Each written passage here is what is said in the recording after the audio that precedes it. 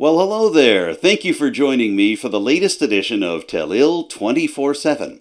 I'm your host, Adam Cooke, and on this week's show, I've got many stories and interviews about how COVID-19 is still impacting many aspects of our daily lives.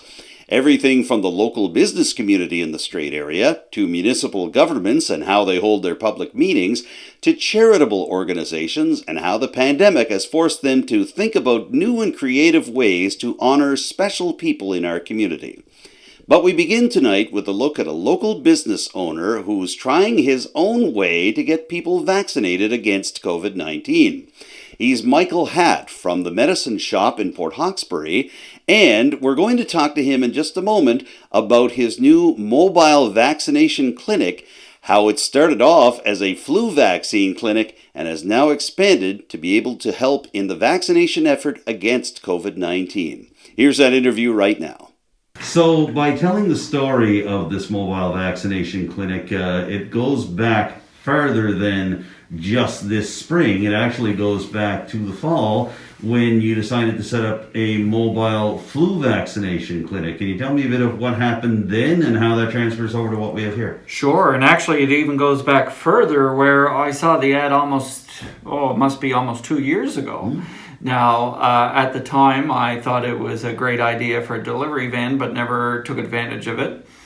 And then as I was doing a class project for my class in Memorial University, I'm actually partaking in what's called a PharmD program or a doctorate of pharmacy. Now any pharmacist that goes to school, they will graduate with this PharmD program. So what I'm doing is I'm upgrading to the doctorate of pharmacy program, a program that I'm taking through Memorial University. The project that I'm referring to was one about clinical services and how we're able to expand on clinical services. And it came up, they were asking us to come up with a project, something new that a pharmacy could partake in. And we were asked to come up with 10 good ideas. Well, when I was coming up with 10 good ideas, 5 of them ended up being a mobile version of an idea that already exists. So that's why we came up with the idea. I was adding up the pieces about how a mobile clinic would be beneficial, especially during a pandemic, and realized that when I put all the pieces together, I'd be silly not to start the project. So luckily, I reached out to the guy that had the ad. It was still available. We made a deal, and so October of 2020, I purchased the ambulance and converted it over a matter of a couple of weeks back to its fully functioning form. And kind of the rest is history. We started our flu vaccine clinics with it in October, and that ran through to January. It sat dormant for the winter, but now here we are, March and April, and it's back in business delivering COVID vaccinations. Were you thinking COVID vaccinations at the time of the purchase or at the time that you started the flu vaccination? I certainly was. I thought that, it would be a good delivery model. At the time, though, we didn't know what a COVID vaccination strategy would even look like. So it was very difficult to plan too much with it. But as information started to trickle down about how we could use it, we figured that we could use it in some manner. So when I purchased it in October and we were doing flu vaccinations, it was always a test bed. And even in my class, as part of that project, I said, okay, we're going to use it for flu shots in the anticipation of using it for COVID-19, and the flu shots would be our test area. You look at the Strait area and you look at our areas. I use Lewisdale quite a bit as an example. A fairly good sized population, but no pharmacy services. And then, in the opposite direction, you have Judic, we have Alls Cove and Mulgrave. We have a rather wide population, but in a great surface area. If I think of pharmacies similar to mine of similar size in Halifax, for example, they have all the same population that we have, but in probably a 2 square kilometer radius. And I know that our population is aging. I know that travel is difficult. Sometimes that has to be spread onto a caregiver. And their schedules are important too. So if there's something that we could do to make things a little easier by going to that community and offering the clinic right on their doorstep, it's par for the course. It's hopefully making life easier for everybody. What is a typical day like for you now that you've got this up and running? So we actually started on March 29th. That was day number 1, the first shot in the arm for us. And the plan is to continue every week. Unfortunately, we get our updates very quickly, very abruptly. We may find out that we're getting 300 shots next week, and that might be on a Friday the week before. So we're constantly playing catch up. So we actually don't have a good way to plan. But what we did know is that our first 2 weeks, our first week we did 200 doses. Our second week we did 300. And this week we're doing over 5. What's a day look like for us? We generally set up outside anywhere between 8 and 9. We typically start at 9:30. We have to draw up our syringes for the first couple of batches, so we're normally in that process getting that ready. Fully stocking up on supplies, sanitary. And then when 9:30 starts, we have one of our greeters that would meet someone as they drive in. They get registered. They're asked to wait in their vehicle until they're called upon. They either come in the pharmacy or go out in the ambulance. They're given the choice. They're given their shot, and then they're asked to return to their vehicle for a 15-minute wait, at which time they're free to go. Mm-hmm. So what do people think when they come in and get their vaccines in this kind of a setup? Do you feel like they're comfortable? Do they look comfortable? What's the general reaction? In all honesty, it's been gone over more than I thought it would. I thought people would be a little apprehensive about doing it, but people are welcoming it. It's very quick and easy. It's easily accessible. One thing, if you drive up to the ambulance, maybe if you do have an elderly person that you're looking after, or you yourself have mobility issues, 5 or 6 steps and you're in there, versus a 150-foot walk from your car into the pharmacy. So in a lot of the times it ends up being a better option. Yeah. Is there any intention to take this mobile vaccine clinic out of Port Hawkesbury and into the different communities? How would that work, and how do you see that working? I certainly hope we can. Right now, the mandate from public health is, of course, to do as many as possible. And that transportation aspect for us is very labor intensive. That takes 2 hours out of our day, typically, there and back, that we could be spending here administering. So right now, the goal is to get, of course, as many people as quickly as possible. And the only way that we see doing that is remaining stationary. When the time comes that we get the directive from public health that we can operate some clinics off-site, we certainly will examine that option and make plans to do so. What does that look like? Well, right now the province is using an online booking site only, which is again going to make it difficult to do those kind of operations because we typically would control the booking. So we need a lot of directive as to how we will accomplish that when it happens, but we're certainly willing to work on it.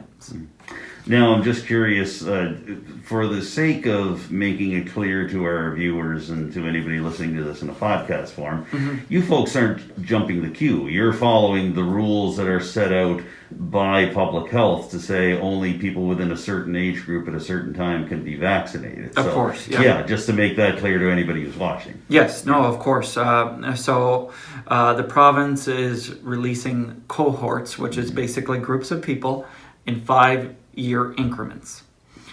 That being said, if at the end of the day we have some cancellations or we have extra doses, because we're actually able to extract a couple extra doses per day, the goal is to call someone within that age group that's been released. If we can't get somebody there in time, then it's basically whoever shows up in the door. So, but no, we certainly have a call list that we go through, age dependent. And the goal is, again, to follow the public health directive to make sure that we get the most vulnerable population first. And then we work down the chain. Sure. And just to wrap up, just to make it clear to folks as well too, is it a sort of situation where you folks would be reaching out to the people on that call list? Would people contact yourself or the folks here at the medicine shop to set up an appointment? How would it work? Well, preferably we're asking people to book themselves, either the toll-free number or online. As you can imagine, we are stressed to the max with what we're doing, trying to get these shots in. Booking appointments online is something that we can't really take the responsibility for. Now, that being said, we know that there are a number of people in the populations that are listed that may not have access to a computer, may not have a caregiver or a loved one that can do it for them either. And we're taking those on a case-by-case basis. And if we find that someone can't book online, we are helping them because simply the toll-free number is overrun right now. 2 to 3 hour waits. So if we can help somebody out that way, we will. And then the hope is that once all the bookings are done, if we do have, again, some cancellations, in the case of a cancellation, we do manually have to book that ourselves, that we can't send that out to the public. So we'll do that ourselves. Okay. I know that it's something that everybody wants and everybody's eager to get it. We are at the will of the system right now with our online booking, and it's not going sometimes as we had planned or how we hope, but sites will open. When you arrive, please arrive early. Please wear a t-shirt. You'd be surprised how many people have to strip in order to get to an arm. And again, just exercise patience with us. If we can't book you online, I apologize. Again, that's not our mandate. We're hoping that you can book yourselves. If you have difficulty, by all means, reach out to us. We will try our best as easy or as soon as we can. Now, we've had a number of questions come into our Telile 24/7 offices concerning the vaccination of rotational workers from our local communities, and in particular the vaccination of long-haul truckers. So I decided to take those questions directly to Nova Scotia's Chief Medical Officer of Public Health, Dr. Robert Strang. And as it turned out, when I logged into the provincial media briefing held last Friday with Dr. Strang and Premier Ian Rankin, the trucking issue and the rotational workers vaccination issue was already on the agenda. You'll hear my own questions to Dr. Strang in just a moment. First of all, here is Nova Scotia's Chief Medical Officer of Public Health explaining the province's direction in terms of vaccinating rotational workers and long-haul truckers. Originally, rotational workers, long-haul truckers, and employees who worked in large food processing plants were going to be vaccinated in May and June as part of that so-called Phase 2. Now they'll be able to get their first dose much more quickly and conveniently as part of their age group through a community pharmacy or primary care clinic. By making their shift, they will get access more quickly than they would if we were to do the work to set up specialized clinics for them. So those groups that were identified as priority in Phase 2 based on occupation will now get immunized faster through just following our age-based approach. Dr. Strang, could I please get some clarification from you on the issue of vaccinations for long-haul truckers? And in particular, you'd mentioned near the tail end of your remarks during the initial part of the briefing that these folks would be able to go to pharmacies and community clinics once they'd reached their particular age bracket for the individual truckers. I'm just wondering, was this always the plan for Phase 2 in terms of this particular industry, or has that changed? No, if you recall, when we built Phase 2, that was in anticipation, as I said, that we were having to do first dose all the way through the summer into September, and at the time we said that because of some of the unique risks, that we were going to build a specific streams, if you will, for the long-haul truckers, rotational workers to access vaccine through May and June. We now know that, so they're still on target. In fact, many of them are going to be immunized now in April. But because we've been able to speed up our whole vaccine program, we can still maintain that as that May or June target, or even earlier, by just simply having them slot in when their age cohort becomes available. Still with this issue, I know obviously this could be impacted by the number of cases that Nova Scotia has in the coming weeks, but once the vaccinations take place for members of the long-haul trucking industry, does that change the isolation requirements for them in terms of returning from areas such as central Canada or the U.S.? So we're looking at general. We're in Nova Scotia, as well as part of national conversations about the evolving evidence around protection against asymptomatic travel by being immunized, and starting to look at how do we take different approaches to people, whether they're 2 doses of vaccine, 1 dose of vaccine, or no vaccine. So we're starting to have those conversations about, and it's not just specific to long distance truckers, it's general groups of people, or travelers or otherwise. Do you have different types of public health measures, depending on their vaccine status? As it turned out, Telile wasn't the only news organization that had questions about vaccination for long-haul truckers and other rotational workers, so let's hear Dr. Strang's responses to some other reporters' questions on the same issue. So first of all, you look at the average age I'll talk about the other workers, long distance truckers, the food plant workers. They have actually sectors that we can work with, and we know that their average age is about 55. So they're going to get immunized quickly. Rotational workers, there is no sector, so it's much harder to actually identify rotational workers. How do you prove that you're a rotational worker and set that up in our system? But we know many of them are also in the already eligible in the 55 to 64 for AstraZeneca. So we'll be and we're on target within the next number of weeks. That by the time we get into the end of May, we're at the 30-year-old age group. So trying to set something up specific for rotational workers would actually, by the time we got that up and going, the vast majority of them are going to be eligible through their age group anyway. So it's much more efficient and effective for us to continue to move everybody through that age-based process rather than trying to set up specific other process. We had initially said that we would need to develop a specific approach for these groups in May and June, based on that original phase 2, knowing where we're going to be, and that was based on anticipating being all the way to September before every Nova Scotian got their first dose. Now every Nova Scotian is getting their first dose by middle of June. We don't need a unique approach for these groups to get them immunized in May and June. If they slot in with their age group, many of them now are eligible for AstraZeneca and the 55 to 64-year-olds. So many of them are actually getting access to vaccine earlier than they might have gotten if we'd followed that initial approach. It's simply because our whole vaccine program has been sped up significantly that we can focus almost everybody simply through an age-based approach.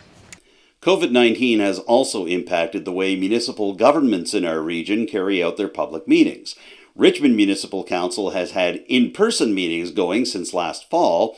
However, that hasn't been the case for Port Hawkesbury, which only had a public meeting last November to swear in the newly elected municipal town council. However, it looks like Port Hawkesbury is going to go to in-person public meetings in the next few weeks. However, they've also given the option for municipal councillors who don't want to participate in in-person meetings to take part in the meetings virtually.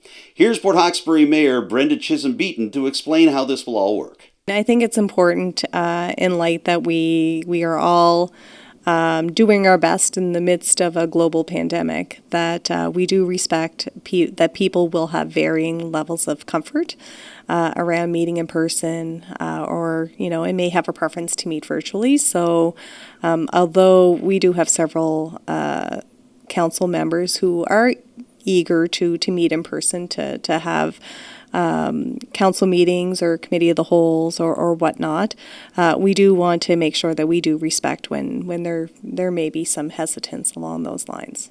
So the individual councillors can still participate virtually in these in-person meetings, and it's important to note that the public can also participate virtually and even ask questions at the regular public question period at the end of the meetings. Yeah, absolutely. So it's very important, and our council is pretty proud of the fact that despite the fact that there was a huge, uncertain, changing landscape, that we were able to pivot very quickly to virtual and still allow a forum for citizens to continue to observe, to continue to ask any questions of clarification at the end of our public sessions, and to continue to have great communications with our media as well that are attending meetings. So this will be a slightly different kind of a hybrid model to have those elected officials and senior staff who are comfortable attending in person to do so, and have others that can still continue to participate in the same way that they have been able to since the pandemic occurred. And again, we will be prepared to pivot again if we need to. If we need to pivot back to all virtual, depending on how those numbers of COVID cases may change, whether they increase or decrease. And at the end of the day, we really want to make sure that we maintain a high quality of participation, and whatever that looks like. We want to make sure that citizens always have the opportunity to participate virtually during the meetings, and if they are unable to do so, that they can still check out the meetings that we share on social media, that we do record the virtual meetings. Port Hawkesbury has been through its share of sacrifice during the pandemic, not only from a community perspective, but also from a financial perspective.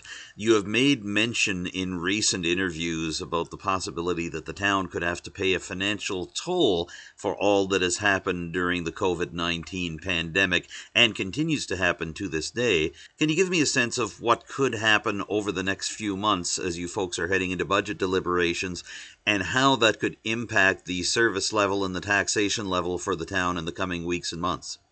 Absolutely. So we will have certainly have some conversations in and around the financial impact of COVID and the toll that has taken on the town of Port Hawkesbury during our budget deliberations over the next couple of weeks, and in determining what next year's budget looks like.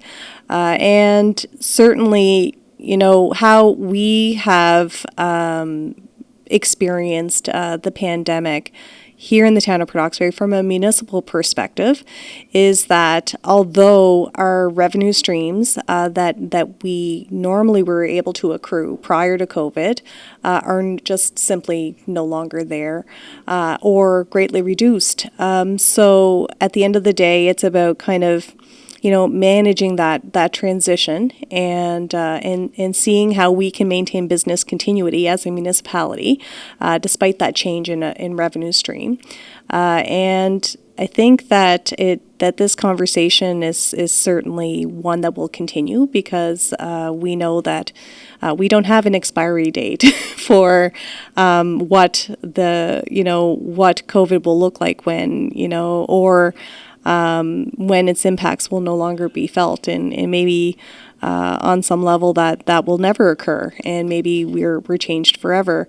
But at the end of the day, one thing that we are doing differently in response to COVID in a positive, proactive way is, since some of the ways that we have normally generated revenues to counterbalance the taxation levels that we're able to utilize to make sure that we maintain business continuity and the services that our citizens have come to expect. We've actually decided to make revenue generation as important a topic as budget deliberations, so that it may not impact this next direct budget year, but hopefully in years to come, we will be looking at ways to be able to increase our revenue stream in positive ways, whether that's through increasing assessments through new developments, or retaining and attracting new businesses here to the town, developing our waterfront, encouraging housing developments, for example, which is a huge priority. Ensuring that our community members have good access to health care is also an important puzzle piece in growing our population. So we are very progressive and proactive in terms of, yes, there are these realities around COVID that, certainly has have impacted our bottom line financially. But at the end of the day, we want to have a strong and progressive plan for COVID recovery, so that, we get to kind of tell our story, and that our economic futures is a story that it's a strong future. And we want to make sure that we do everything that we can to make sure that the burden that has, generated as a result of COVID is, we want to be able to manage that financial burden in ways that's not always increasing the taxes and passing that burden on to residents. So we're going to try to be very creative on how we're able to recover from COVID. You've talked about different ways that the town could handle its financial situation as a result of the COVID-19 fallout. I know that Port Hawkesbury dipped into its reserves a couple of years ago to handle a financial difficulty. Is that a possibility here too? That's definitely going to be one of the options we'll have to look at. Certainly, in order to make up that shortfall, really three of the options, the third one we're exploring more so this year than before, is, we may have to change tax rates to accommodate some of the shortfall. We may have to use our reserve accounts to make up some of the shortfall, or we may have to explore new revenue generation ideas to make up those shortfalls. And actually, a fourth option would be, maybe there are some changes we can do with service delivery for cost saving measures. So there are some options to discuss.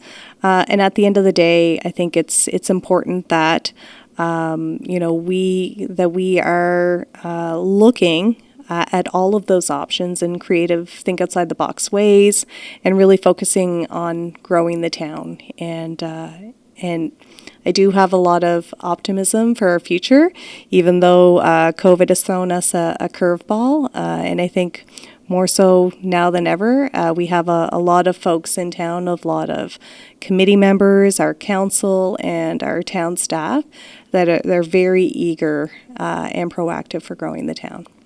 What a difference a year has made for the Strait area business community, especially this past year. The Strait Area Chamber of Commerce held its annual State of the Strait Economic Development Conference just this past week in Port Hawkesbury. The last time they held such a meeting, it was just a few days before Nova Scotia declared its first state of emergency as the COVID-19 pandemic swept through Atlantic Canada and the rest of the country. How has the local business community been adapting through all of this? We decided to check in with the Chamber of Commerce's Executive Director, Misty MacDonald, for the answers. Here's our interview right now. And we're pleased to welcome for her first visit to Telile 24/7, the Executive Director of the Strait Area Chamber of Commerce. Her name is Misty MacDonald. Misty, thank you for joining me today. Thank you for asking, Adam. Obviously, you folks have come through the pandemic, just like the rest of us are, still dealing with the way things are going. I know that last week you folks had the Chamber's annual State of the Strait address. But before we speak to that particular event, I would like to actually just ask you what you feel the state of the Strait is in terms of its small business community at this point of the COVID-19 era. How do you feel everybody is coping at this point? I think that currently people are still, just like you said, they're coping, and everybody is managing to get through. There's still a lot of supports available, so businesses have been able to take advantage of that. Time will tell as to what happens when those supports run out. Hopefully, if we can continue in a positive direction in the province with restrictions being lowered and start to get back to somewhat of a new normal, I think that overall many businesses will fare out pretty good. Of course, there's some stories where people have either pivoted or they've done extremely well during the pandemic. And then, of course, there's certain industries that haven't fared out so well. So time will tell, I believe. We're having this conversation just a couple of days after restrictions loosened up again in Nova Scotia. Now, restaurants and licensed establishments, retail establishments, and fitness facilities like gymnasiums are able to open up to 100% capacity, of course, with physical distancing still maintained. I imagine mask policies will still be in effect in a lot of these businesses. What did you think when you heard the news that this was opening up? Was it a bit of a sigh of relief on your part, or what are you folks at the chamber, and what do you think the business people you're talking to think about these restrictions being loosened a bit? I'm sure, especially for the restaurant owners, having increased capacity is going to be critical to them to move forward. I think that in the chamber office here, we're probably like most people, we're cautiously optimistic. We've seen what's happened in other parts of, I guess, the continent, really, where restrictions have been loosened and then they've had to be tightened up again. And I think today there's been a lot of talk about new variants in the cases that they're seeing. So we need to, it's great to open, but we still need to be stringent with the masks and the sanitation and be careful to protect our customers and to protect our staff and everybody else. So I think, like I said, cautious optimism is right now the outlook.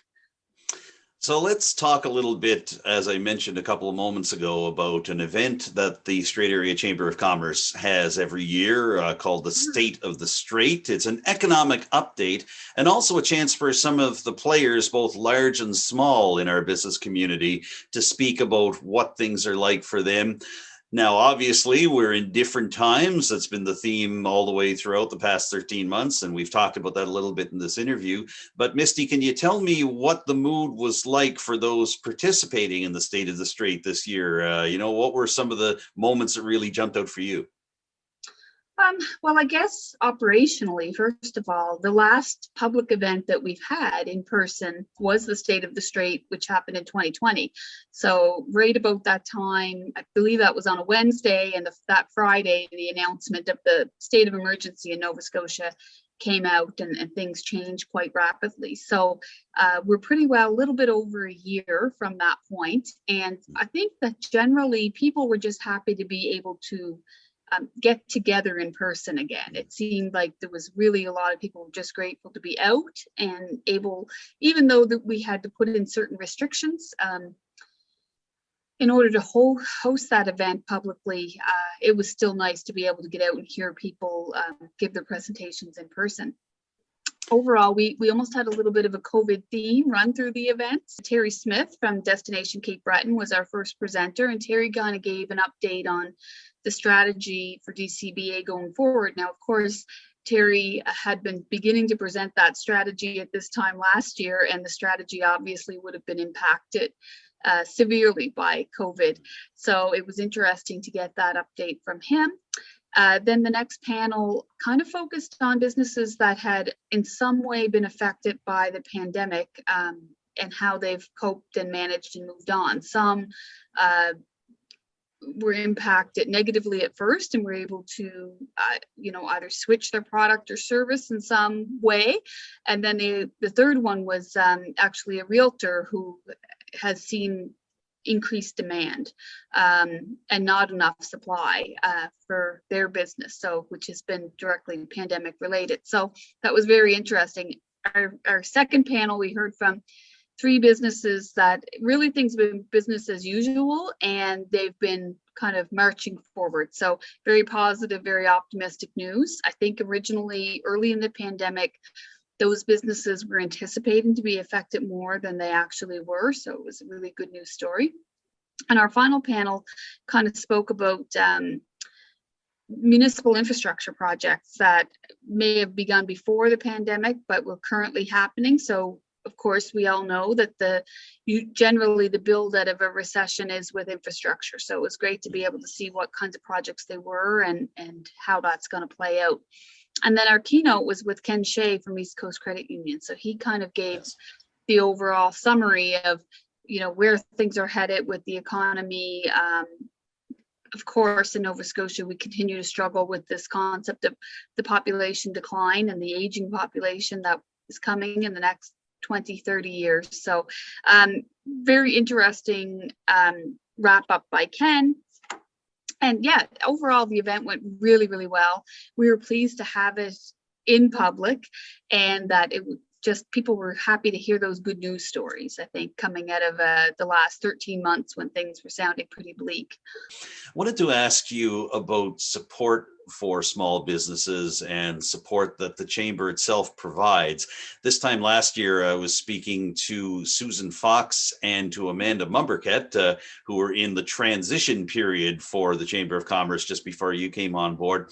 They told me a little bit about some of the programs that are available to help everything from realigning and pivoting a business to just dealing with things like mental and emotional health. And I just wondered, Misty, are you able to talk a little bit about some of those programs today and what the Chamber is offering for its members in terms of pandemic era support at this point? Yeah, well, I think the majority of the work that the Chamber has been able to provide related to the pandemic is really information sharing for our members, because of course a lot of the programs either came from the federal or provincial government, usually through other entities. So basically we were a point of contact where we could help businesses navigate through those particular services. As I said, I mean, one of the recent announcements from the federal government was more extensions on the CEWS funding, the CEWS, which is the wage subsidy. Also, the CEBA loan funding has been extended to the end of June, I believe. And then I think the Premier recently made some announcements as far as some property tax rebates for tourism-based businesses in the last month or so. So there's a few programs out there that people are still able to take advantage of till the end of June, which is great. And like I said, you know, past that, it'll remain to be seen if that gets extended again, or if people are kind of expected to fly on their own after that point. So we'll certainly be looking to the next few weeks and months to see whether some of these programs will be renewed. We'll hope for the best there. As we're looking ahead, I want to look ahead at another annual event that the Strait Area Chamber of Commerce is a huge part of. FemPower, centering on and celebrating women in business. I know there was a successful event that took place even under the early days of COVID-19. It became a virtual event, but still went very well this time last year. And I understand it's happening at the end of April. What can you tell me about this conference and about why it's so important for the Strait Area Chamber to take part in it? Well, I think that as part of the Chamber's role, we advocate for business and we advocate for our membership. And one of the groups that's been most heavily impacted by COVID is definitely women in the workplace. So women's leadership issues have been really high on the list of priorities for the last couple of years for the Chamber, which is what spurred this event. But basically, it's an opportunity for women to get together and focus on a lot of maybe the softer side of things that don't often get talked about in your general conference setting. So there's a lot about self-care, burnout, time management, issues like that, money management, that kind of tailored for that female audience. And the studies show that leadership amongst women is going to be very important as far as coming out of the pandemic. So I think as much as we can support our female entrepreneurs and our women in business in general, the better. Well, we want to wrap up the interview by continuing to look forward, Misty, and we've talked a little bit about some of the wage subsidy programs and other federal initiatives. We're waiting to hear on those, about looking ahead to FemPower. Beyond that, where do we go from here? There's still so much uncertainty in terms of looking ahead to the next 12 months and making our way, tiptoeing through the third wave, as it were, here in Canada. But what are you feeling yourself as you look ahead to the next 12 months or even the next 6 months for the business community? Do you get the sense that the strength that has been developed during this pandemic time will help out the local business owners? What's your feeling about the times ahead? I think locally in Cape Breton and the Strait area in general, we're pretty resilient folk, as we all know. So I think that we're probably poised very well to recover. I think that it will be continue just as it's been, as you said, tiptoeing through to see what things are going to happen, because there's still a great amount of uncertainty out there. But I think that things definitely changes that people have had to implement into their businesses will continue, and they'll be stronger as a result of going through this. I hope so. We've covered a lot of ground in a short time here, Misty, and I appreciate you taking some time with me. Did you have anything else that you wanted to add about all this just before we wrap up? I think from the chamber perspective, we're in the same boat as the businesses. So we're just basically trying to get our programs back up and running. So workplace training courses are happening all the time. They've been moved online, which has actually enabled us to reach a much wider audience. So around the province, which is fantastic. There's new training coming on board all the time, another great benefit to that. And yeah, we look forward to getting back into the swing of things and being able to personally visit with members and help businesses succeed in any way we can. Well, we wish you all the very best, both at the Chamber office and for the business community itself here in the Strait area as you go forward. And in the meantime, it's been great to talk to you today. Thank you, Misty, for giving us a few moments here on Telile 24/7. That's great. Thanks so much, Adam. No trouble at all. Misty MacDonald is the Executive Director of the Strait Area Chamber of Commerce, and we've been speaking to her from her office here in Port Hawkesbury. Stay tuned for more Telile 24/7 in just a moment. Our regular viewers of Telile 24/7 and the regular council coverage here on Telile might remember that just a month ago, Richmond Municipal Council and the town of Port Hawkesbury signed a 10-year contract for the Port Hawkesbury Volunteer Fire Department to provide fire service protection to the community of Point Tupper. We got the Richmond reaction to that deal on our last show. Now let's go to Port Hawkesbury, where Mayor Brenda Chisholm-Beaton has her thoughts on the 10-year contract signed between the two sides, ending a stalemate that had gone on for many months. Well, because this has been an ongoing conversation around fire services between the town of Port Hawkesbury and between Richmond County Council, what I guess the kind of aftermath of that conversation has been some kind of lack of stability with Point Tupper. So certainly looking at a 10-year contract does create that stability for fire services and protection. And Point Tupper residents, Point Tupper businesses, Point Tupper industries, they make up this incredible industrial hub that's very critical to Richmond County first and foremost, but also to the Strait region. So having a 10-year contract does create that stability and consistency that's needed. Mayor Chisholm-Beaton, this has often been a heated topic of conversation between the town and the county. That was especially the case over the past year. What do you think changed the tone of the conversation in terms of fire service protection for Point Tupper?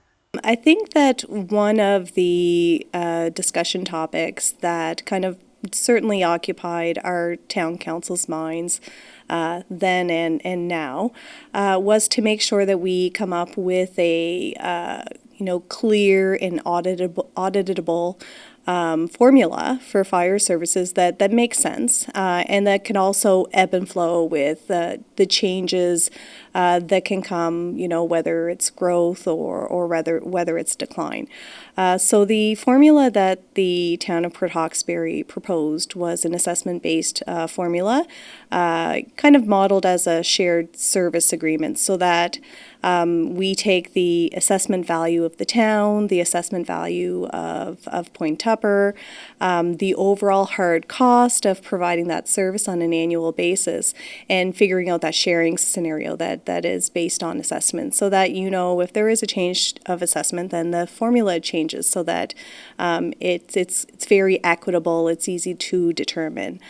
So this was the formula that was proposed to the former council, and I think one of the sticky points was that there really wasn't any agreement around what was that best formula to use, or how do you kind of ground our service agreement in something like that.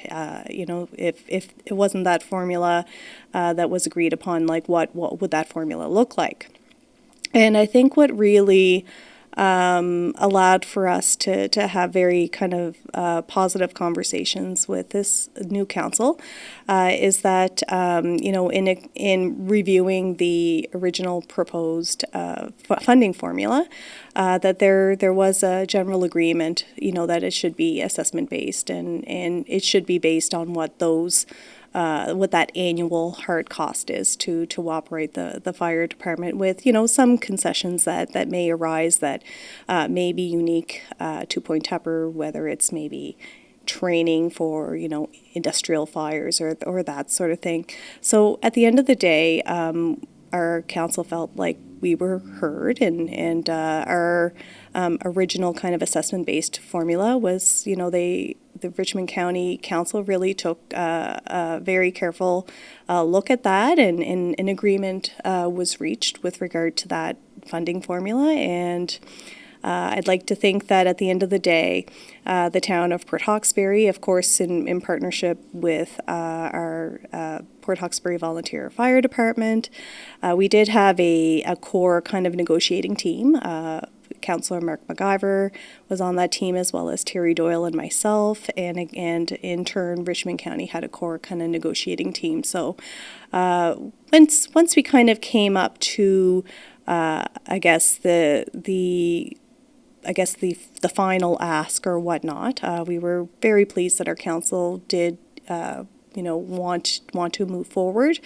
The 10-year agreement actually came forward. Councillor McIver's was his suggestion to rather than having to come back and rehash this in 5 years' time, having that as a 10-year term would really kind of add that stability and give confidence to our Point Tupper residents and industries and businesses, which I think is very important.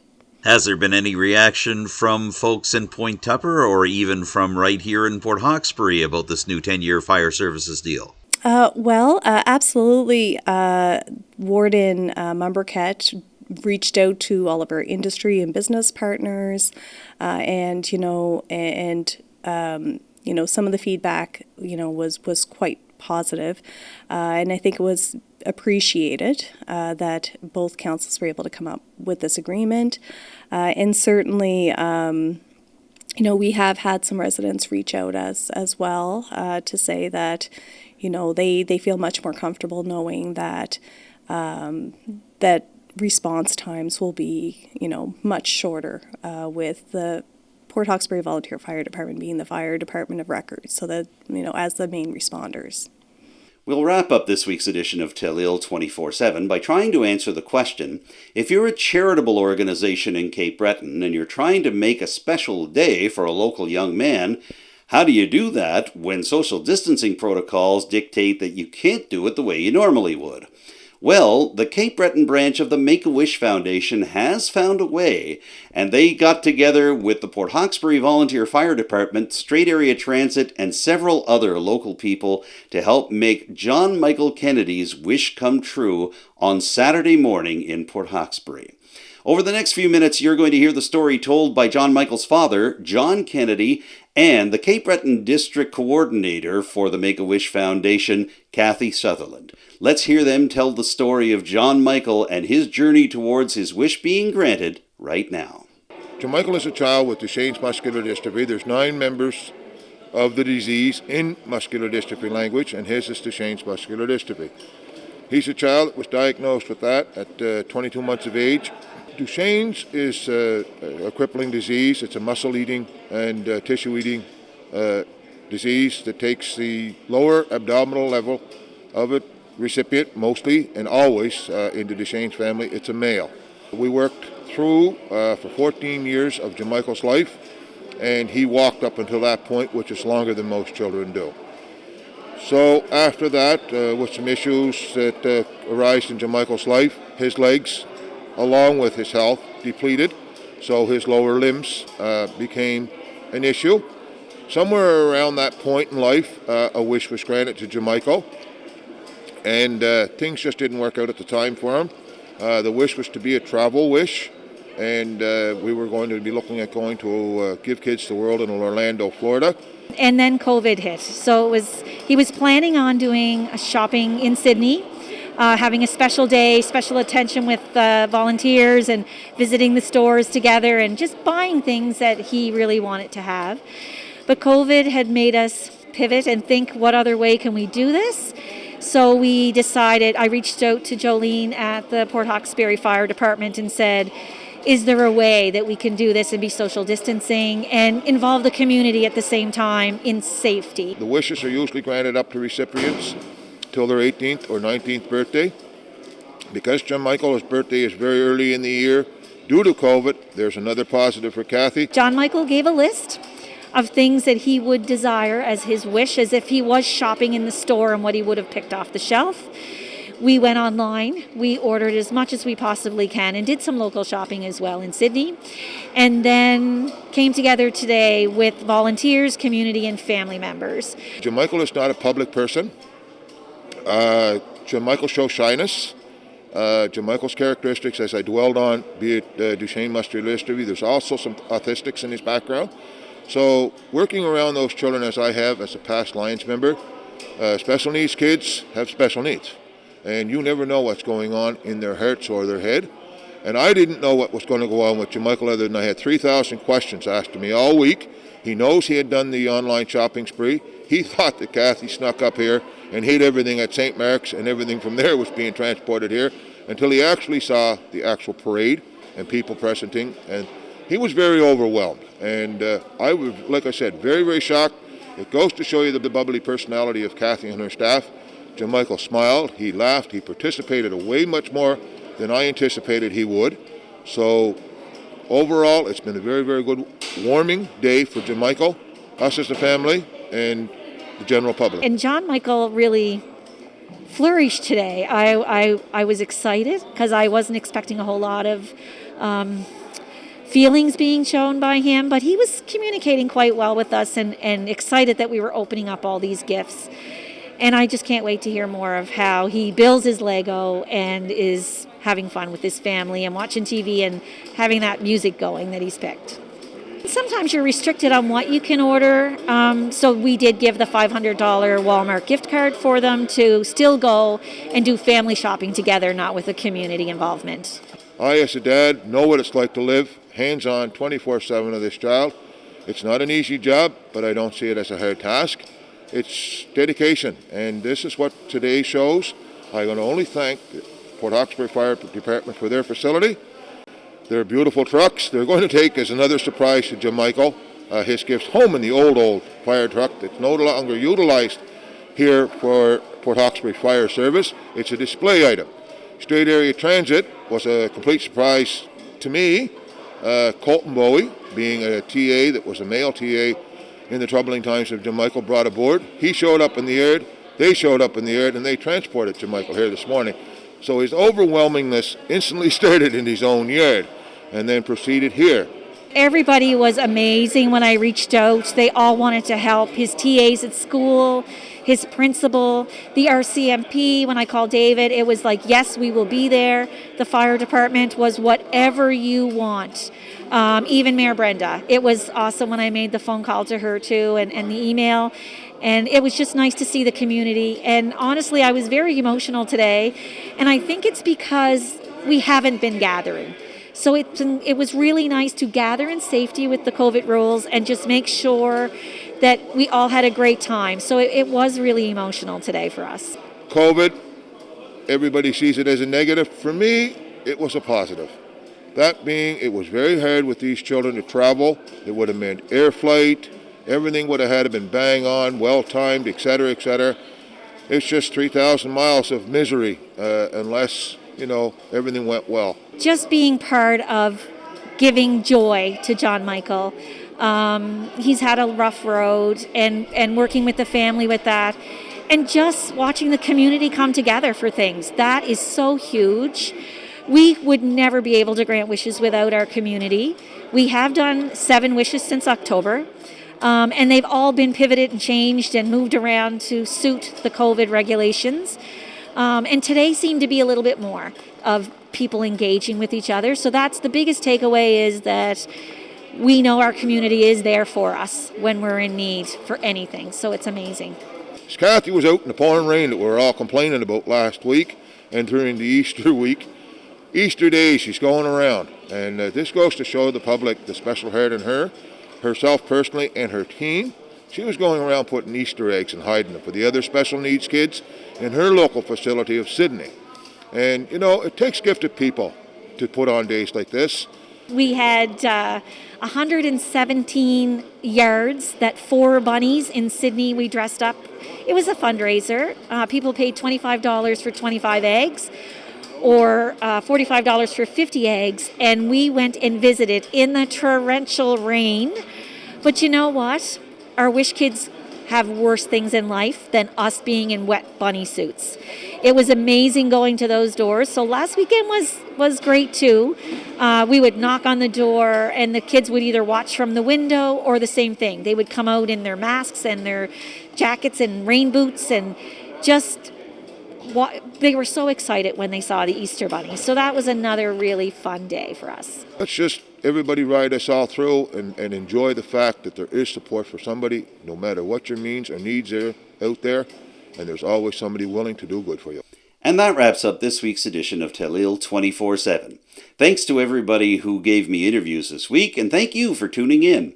Just a reminder, if you have any suggestions for Telile 24/7 for future episodes, I'd love to hear them. You can contact me directly. My home number is 902-625-8863, and you can reach me by email. The address is adamjrcooke, Cook with an E, @gmail.com. You can also contact Telile Community Television directly. The station phone number is 902-226-1928, and the best email to use is info@telile.tv. Of course, you can also follow Telile on social media. We're on Twitter, Facebook, Instagram, and YouTube. And our YouTube channel features every single episode of Telile 24/7, including this one, plus stories and interviews from the shows, as well as every episode of our sister French language show, Notre Côté, and a lot of great new programming that our friends at Telile Community Television have put together for you in recent weeks. And if you'd like to hear what's going on at Telile and in the surrounding communities, check out our podcast channel, soundcloud.com/Telile. I'm Adam Cooke. Thank you once again for tuning in. I look forward to seeing you soon with a brand new edition of Telile 24/7. Bye for now.